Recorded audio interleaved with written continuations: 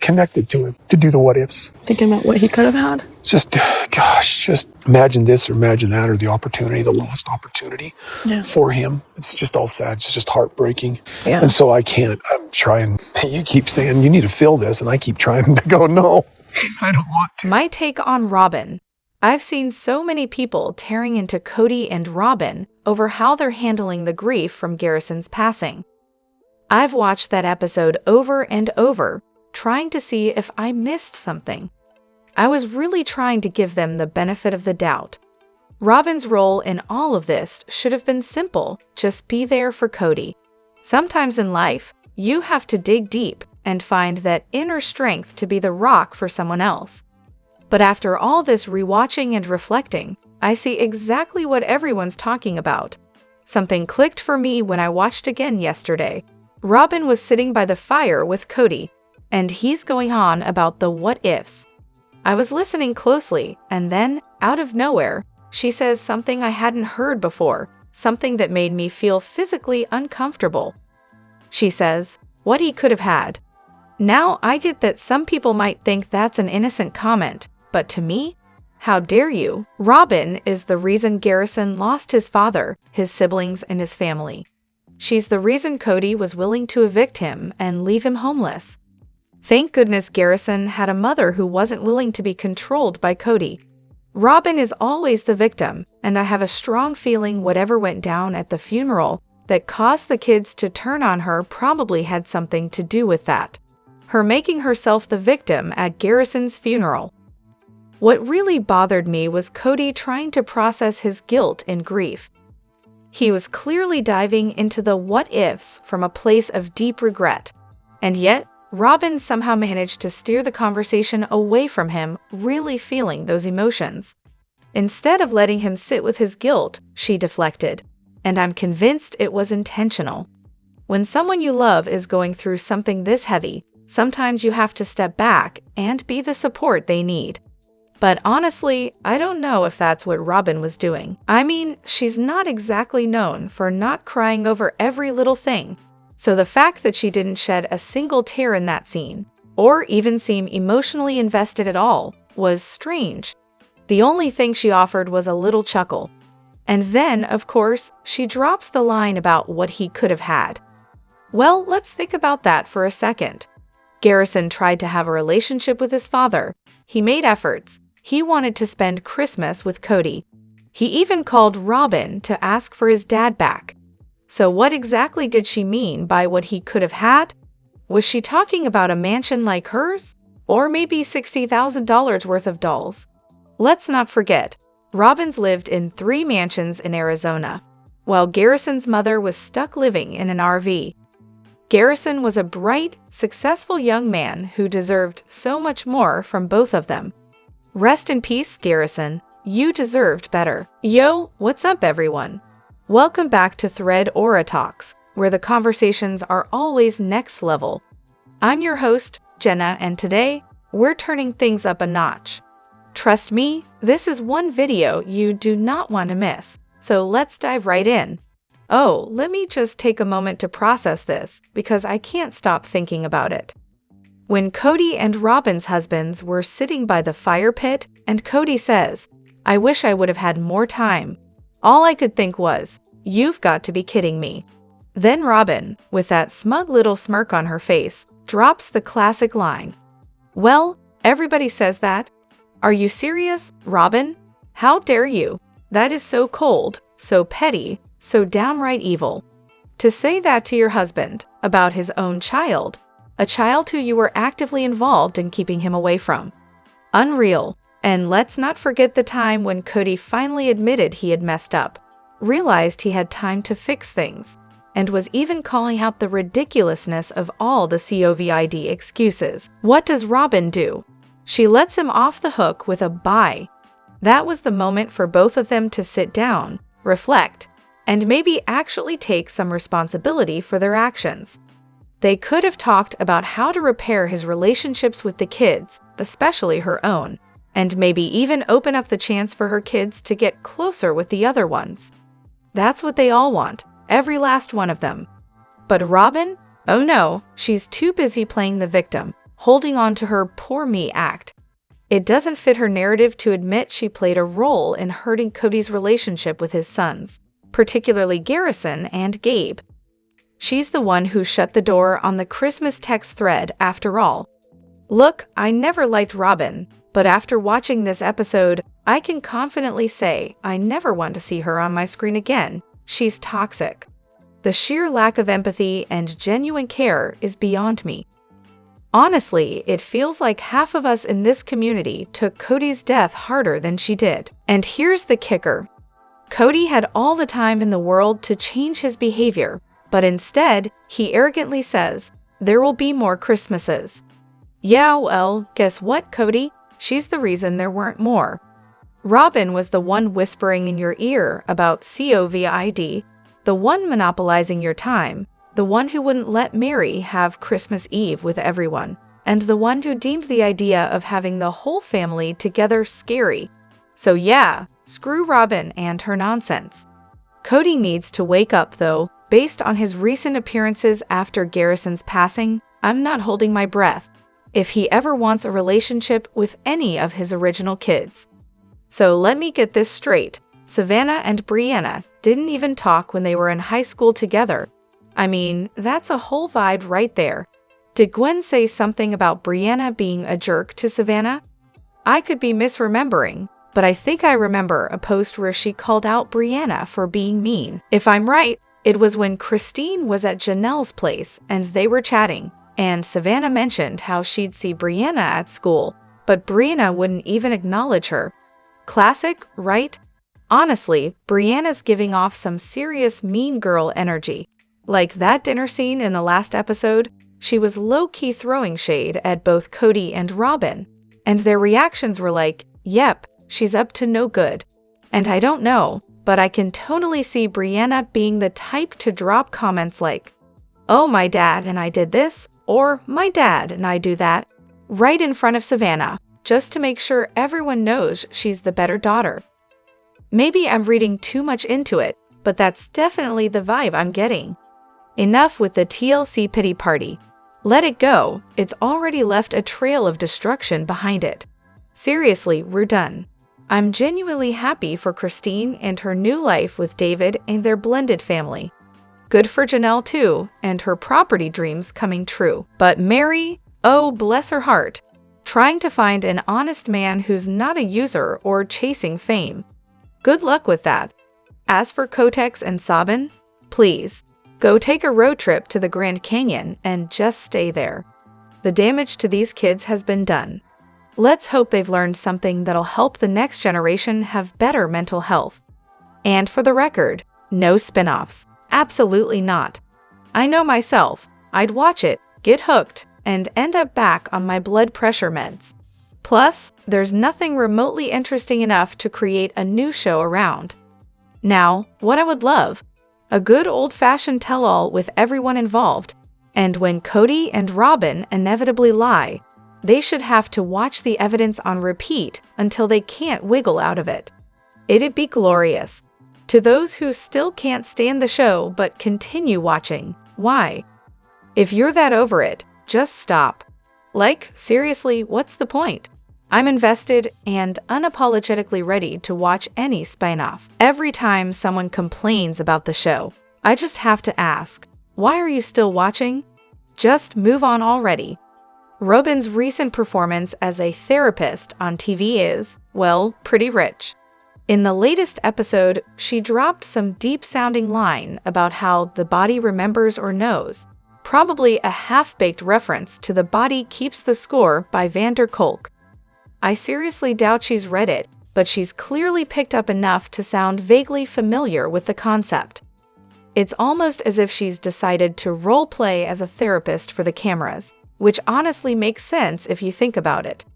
I mean, she's in the middle of a train wreck of a situation with Kody, and playing this healer persona might be her way of pretending she's above the chaos while staying safe. Because, let's be real, this is a dumpster fire and Robyn and Kody are the ones holding the matches. What struck me is how she's trying so hard to embody this therapist persona, repeating Kody's words like she's reflecting them back to him, asking him curious questions as if she's some kind of expert. But here's the thing, she doesn't seem to offer anything of herself in those conversations. It's all about keeping the spotlight on Kody, letting him say whatever nonsense he wants, then stepping in to clarify it when he stumbles. She's trying to keep things going in a direction that doesn't require her to reveal anything real. And honestly, it comes off as super inauthentic. She's like a bad imitation of a therapist, and the whole time it feels like she's just trying to keep up the facade. It's honestly kind of wild how she's gotten away with it for so long.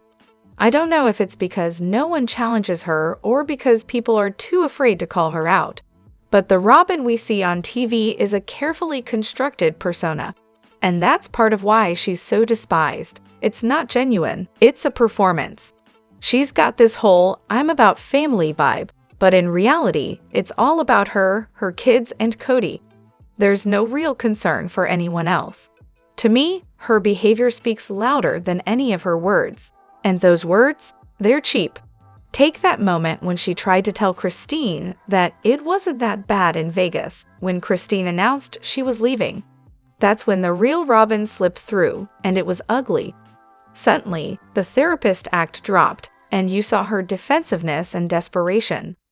She was upset, but instead of being honest about it, she gaslighted, played the victim, and then froze while Kody raged. It was like watching someone who's been lying to themselves for so long that they can't even process real emotions without completely freaking out. Her whole act collapsed in that moment, and we saw the truth, a manipulative, controlling person who's lost touch with reality. Is Robyn a sociopath? Maybe not, but she's certainly insincere. She can barely handle real emotions unless it's her own. And even then, it's more about signaling how virtuous she is than any kind of genuine feeling. When someone else shows emotion, she's quick to swoop in and take control of the narrative, redirecting attention away from anything that might make her uncomfortable. Classic manipulation. She doesn't seem to live in the same reality as everyone else. She's too busy crafting stories to protect herself from facing it. From day one, Robyn's been the one who knows best. Follow me, do what I do, I'm the better parent. I've got the best relationship with Kody. It's exhausting. And honestly, I think there are deeper cognitive and personality issues at play. It's not just about being a know-it-all. It's like she's constructed an entire identity based on a version of reality that doesn't align with anyone else's. And that's what makes her so painful to watch. There's no authenticity there, and it's glaringly obvious. Oh, this one's a classic. You and your daughter must get such a kick out of that van fight. It's like a mini version of Janelle's household, just with a husband added into the mix. So picture this.